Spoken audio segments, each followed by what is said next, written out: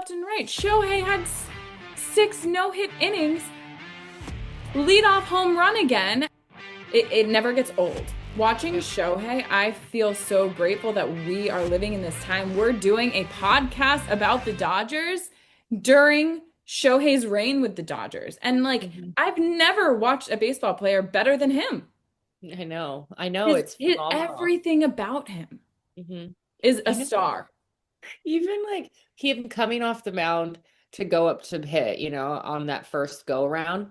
And then he has to show his hands and everything. And the ump had his head down. And so Shohei couldn't see what his eyes were doing and needed to see his face. And so Shohei's I see him look under I need to see that.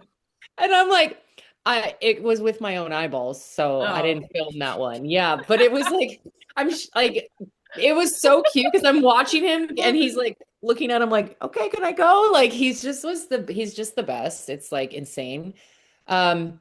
And just everything about him, from how he plays to his talent to the respect he has from his culture and I know who he is as a human being.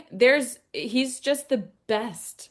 I am just so grateful for my fan eyes still, because genuinely, his command wasn't great and blah, blah, blah, blah, blah, blah, blah, blah, blah. Did anyone else just watch greatness with me? Whether it was greatness because it was greatness and the statistics tell me it was greatness or everything he's just he gets himself out of these plays, whether it's because he needs his team to show up and it's incredible to watch him. And I'm so glad that after a game, even though it wasn't perfect, I walk away just thinking I just saw the best game of my life. I know. And I think that's kind of where he does have a lot in common with Kersh, because even when they're not pitching. Yeah.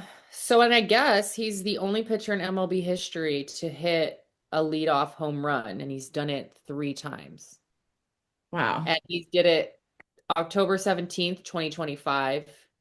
May 20th, 2026, and May 27th, 2026. So those are his 3 times. He's as the only pitcher in MLB history to hit a leadoff home run, and he's done it 3 times. And it's really fun. I read that the starting pitcher for the Rockies, Sugano, who is, I guess, this is the first time facing Show in MLB since they got drafted the same year.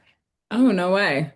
Yeah, so I guess Japan yesterday was super hyped to see them compete. Cool. Yeah, for the first time. And they faced off. So yeah, opposing teacher. It's been 14 years since entering professional baseball as a part of the same 2020 or 2012 Nippon Pro Baseball draft class. So yeah, that was a whole thing in Japan yesterday for these guys to face. And it was. And Oro, one of the big lightning rods this year has been Roki Sasaki, another pitcher. The organization's developing a 3.52 ERA in his last 4 starts. He has added that splitter to pair with the forkball, worked on the slider, worked on the fastball command. You've talked a lot about the mechanical adjustments with the back leg, but what have you seen from Roki? Has he turned a corner? We know success isn't always linear for young pitchers, but what do you see right now from Roki, Oral? Well, you see a growth and maturity, and his ears are open, and he's also, doing what he wants to do, but also doing it within the confines of I have to be better. And so to be really consistent, you have to be able to repeat your lower half, and that's what he's been working really hard on. Because of the hype of him coming to Los Angeles, because the staff is so deep, we were actually able to have him develop at the big league level, just like we had to have Ohtani rehab at the big league level last year because we needed him to DH. So it's an equation again for him that has fit together. And this is about when he should start getting it. I mean, you have to experience a certain amount of failure at the beginning to say, okay, the big leagues are different than any place I've ever pitched. And then once you experience the failure, it takes time to then communicate what we need to change and what are the foundational things that are going to change us. And again, you also have to have the buy-in from the player and convince them that this is going to work. And they develop confidence. And right now, they're in a great, great place. They're in a great place because he's getting results. And then he's also getting a fact oh, okay, I can get big league hitters out. I can get big league hitters out when I make mistakes because I'm throwing more strikes with my fastball. So now I'm able to change speeds. I've actually changed the grip on my forkball, and now instead of a forkball, I have a forkball and a splitter, depending on the count. And then you get guidance on that. So it's a growth, and it's been painful to do it at the big league level. But with his resume and his talent, they knew it was going to happen sooner or later. Coaching, not as much as about managing. And Oral, we saw last year Yoshinobu Yamamoto. He was the World Series MVP. He was the hero in the postseason. He threw over 200 innings, regular season and postseason combined. You back in 1988, you threw 267 innings and 42 plus in the postseason. The following year, you threw 256 plus. How do you think they're going to manage Yoshinobu Yamamoto? And do you remember how that carryover felt the following season, having pitched all those innings, and just what impresses you the most about him as a pitcher? I think the thing that's going to buoy him as far as being able to continue to produce with large amounts of volume is the efficiency of his mechanics. When you are throwing the ball properly, it actually can feel like it's just coming out of your hand and there wasn't as much effort. When you have rough days with your location, or you have rough days spinning the baseball and getting it for a strike, we know something's probably off with the mechanics, and that means there's more muscles firing and it's slightly out of order, and those are stressful pitches. But he gets it lined up about as good as anybody. And you would say, well, but it doesn't look as athletic as most people, and it's not. But he gets it in the right position, and he's able to use the lever system correctly. And so just like when you see certain golf swings, some look a little bit more mechanical and some look a little bit really athletic. He is the one that looks a little bit more mechanical, but he turns it into an athletic move that'll be very efficient. But you are right. It is hard to pitch all the way into November. It is hard to start the day before and then come into relief and pitch multiple innings with the stress of a world championship on the line. But I think he'll figure it out. And I don't worry about a fall off with him.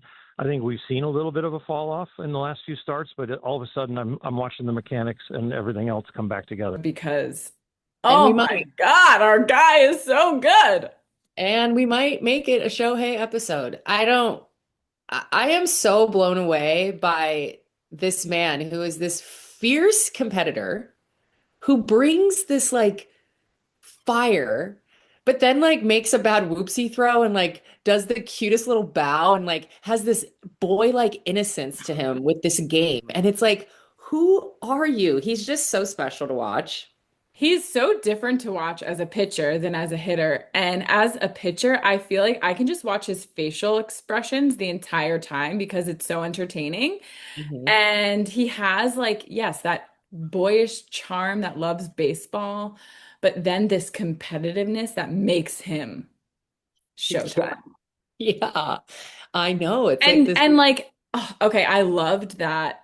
I don't know if you heard this, but the post-game interview with Dave Roberts, one of the reporters asked him, because Shohei had 6 shutout innings, no hit innings, and Right. still walked off the mound as if like he sucked, which is just wild. But the Yeah. reporter asked Dave, have you ever seen a pitcher so dissatisfied after 6 no-hit innings? And Dave said, yeah, number 22. Too. I know. I did. loved that so much. And they just I know. both have that competitive nature, wanting to be the best at all times. And even something like that, they're still looking for the moments where they could have done better. There's like this, I almost feel for them because it's such a beautiful thing to watch. I think that's what we almost got to see in Kobe. I mean, that's what you get to see in like really these like elite athletes.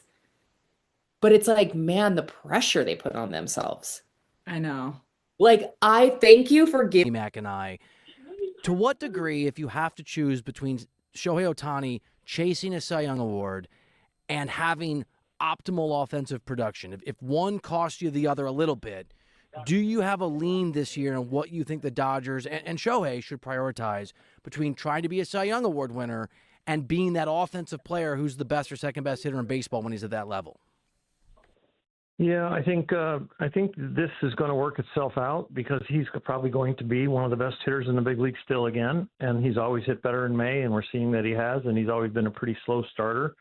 But I'm not worried about that. I know it's a topic that you guys are debating, and that's what talk radio is for, and that's what sports radio is for. It's like we all want to be armchair quarterbacks or armchair managers, but I think he can do both. I really do, and I think they're doing things to adjust it by when do we let him hit when he's pitching, what days are off, what day does he fall on as far as is there an off day after the day he pitches. And, of course, they're always talking to him about his body and his rest and his sleep and all the different things that they calculate and then get feedback on. So I don't think it's time to make that choice at all, but it is the first time in the history of his life that at 31 years old that he's trying to do both at an elite level. And because the offense had a little bit of a slow start, it became a topic. But, again, I'm not worried about him being slow and not producing offensively the rest of the year. I think he's going to be just fine. Yeah, Noro, by the way. Do you think the guys are in the dugout watching Shohei in awe like us? Mm-hmm. You think? Mm-hmm. Yeah. When you watch him get off the mound and he's kind of hovering outside of the dugout, getting ready to go up to bat, it's like, I don't know. I'm just really, really feeling grateful that we're living in this time, getting to watch him. And as Dodger fans, we're watching him every single day. It doesn't get old, and I don't think about it at least one time during a game watching him. I know the other day when I'm home by myself watching and I'm just like standing around, I'm like looking around like I need someone to witness what I'm witnessing. I know, and all of LA is. You're not alone. ここまで見てくれたあなた、本当にありがとう。この動画が少しでも面白かったら、コメントで意見を聞かせてください。そして高評価、シェア、チャンネル登録も忘れずに、次の動画でまた一緒に野球の熱狂を味わいましょう。